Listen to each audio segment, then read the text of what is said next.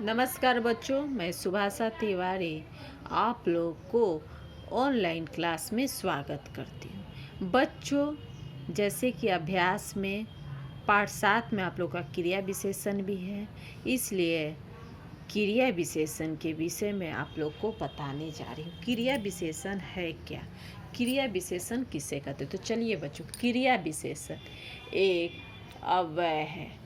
अव्यय किसे कहते हैं? देखिए बच्चों, अतः ऐसे शब्द जिनके रूप में लिंग, वचन, कारक, काल, पुरुष आदि के कारण कोई परिवर्तन नहीं आता है, जो सदा अपने मूल रूप में बने रहते हैं, जैसे वाह, धीरे इत्यादि।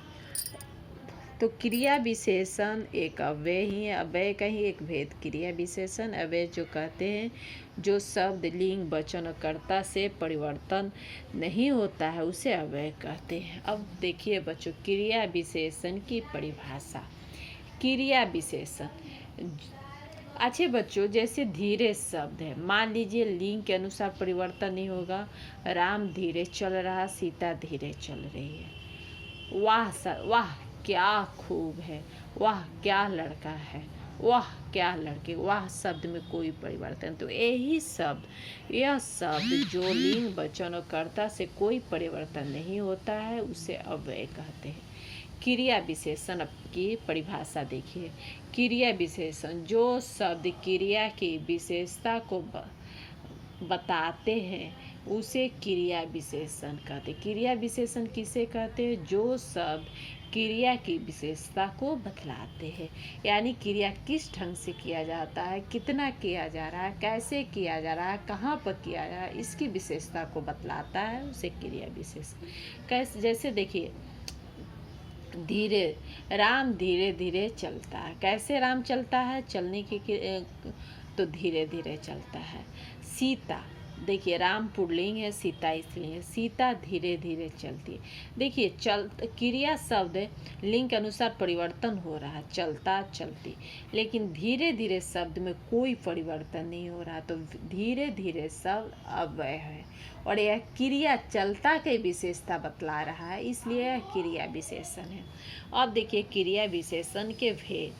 कालवाचक, एडवर्ब ऑफ टाइम, स्थानवाचक, एडवर्ब ऑफ प्लेस, परिमाणवाचक, एडवर्ब ऑफ क्वांटिटी, रीतिवाचक, एडवर्ब ऑफ मैनर। अब देखिए रीतिवाचक क्रिया विशेषण किसे कहते हैं? रीतिवाचक क्रिया विशेषण में कार्य को करने की विधि या तरीका बताया जाता है, यानी काम किस विधि से किया जाता है, कितना तरीका है, इसको बतलाया जाता है। इसके उदाहरण देखिए। अचानक, जब कोई वाक्य में क्रिया के विशेषता में अचानक आएगा तो समझ जाइए कि यह रीतिवाचक क्रिया विशेष। इसी तरह क्रिया के विशेषता में और सब जो शब्द आएगा, देख लीजिए वो कौन कौन शब्द आने से हम लोग समझेंगे कि रीतिवाचक क्रिया विशेषण है। धीरे धीरे, जल्दी जल्दी, ध्यानपूर्वक, तेज, वैसे, शीघ्र, जैसे वो शीघ्र आया तो रीतिवाचक क्रिया विशेषण है। इसलिए इत्यादि। उदाहरण, वे ध्यानपूर्वक सुन रहे। देखिए, ध्यानपूर्वक सुन रहे क्रिया है, कैसे सुन रहे हैं? तो ध्यानपूर्वक। ये जो हरी लाइन से रेखांकित है, समझ जाइए कि क्रिया विशेषण है, और जिसको मैं रेड लाइन से रेखांकित की हूँ वो समझिए कि क्रिया है। रमा धीरे धीरे चलती है। धीरे धीरे, कैसे रमा चलती? तो धीरे धीरे। धीरे धीरे क्या हुआ? क्रिया विशेषण। और चलती है, क्या हुआ? क्रिया। गाड़ी प्लेटफॉर्म पर अचानक आ गई। गाड़ी अचानक, अचानक आना का विशेषता बतला रहा, तो अचानक क्रिया विशेषता हुआ, क्रिया विशेषण हुआ, आ गए, क्रिया हुआ। और दूसरा देखिए, कालवाचक क्रिया विशेषण। क्रिया के समय की सूचना देने वाले क्रिया विशेषण को कालवाचक क्रिया, जो शब्द क्रिया के समय की सूचना देता है, समय की विशेषता को बतलाता है, उसे कालवाचक क्रिया विशेषण कहते हैं। अब देखिए उदाहरण में, क्या क्या जब क्रिया से कौन सा शब्द समय को बतलाने के लिए क्रिया की विशेषता को बतलाता है, तब हम कालवाचक कहते हैं। जैसे आज, कल, अब, जब, कभी, प्रात, पश्चात। जैसे गीता अभी आई है, कब आई है, समय को बतला रहा है कि कब आई है, घटना या क्रिया कब हुई है, तो अभी आई है। तो अभी क्या हो गया, क्रिया विशेषण हो गया। आई क्या हो गया, क्रिया। गौरव परसों आएगा, परसों क्रिया विशेषण है। देखिए हरी लाइन से रेखांकित है। गाएगा क्या होगा, क्रिया होगा।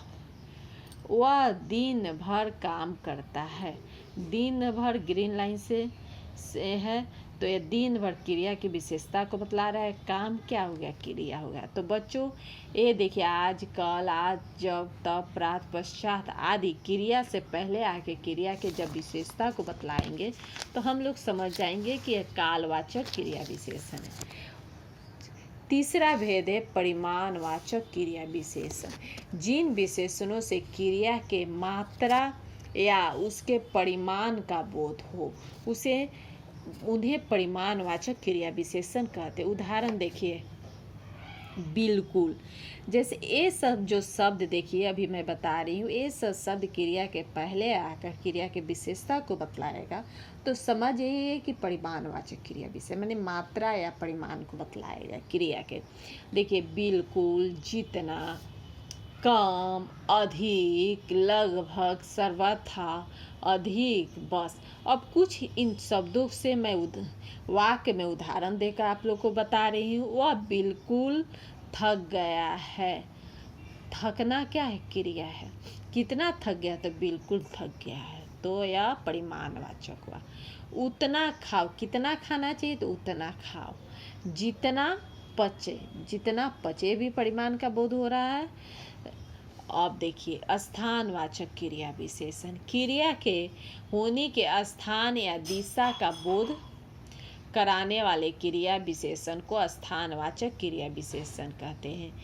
जब क्रिया के होने के स्थान या दिशा का बोध हो रहा है, माने स्थान ऊपर नीचे जो हो, दिशा उत्तर दक्षिण, तो समझ जाइए स्थानवाचक क्रिया विशेषण। उदाहरण ऊपर, अंदर, यहाँ, बाहर, कहाँ, इधर, उधर, बाएं, आगे, पीछे इत्यादि। अब इन शब्दों जो उदाहरण मैंने बताया है, जिसके आधार पर हम समझेंगे कि यह स्थानवाचक क्रिया विशेषण है। कुछ को मैं वाक्य में उदाहरण देकर आपको समझाने की प्रयत्न कर रही हूँ। सीता ऊपर बैठी, कहाँ बैठी है, तो ऊपर बैठी है। तो ऊपर जो हरी लाइन से रेखांकित है, क्या क्रिया विशेषण हो गया, बैठी क्रिया है।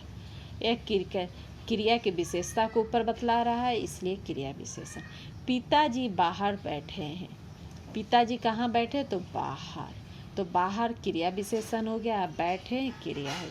तो बच्चों आशा है कि आप लोग को क्रिया विशेषण समझ में आ गया होगा, और अगर समझ में आ जाए तो लाइक कीजिए, सब्सक्राइब भी कीजिए, क्योंकि ये आपके फायदे के लिए। धन्यवाद।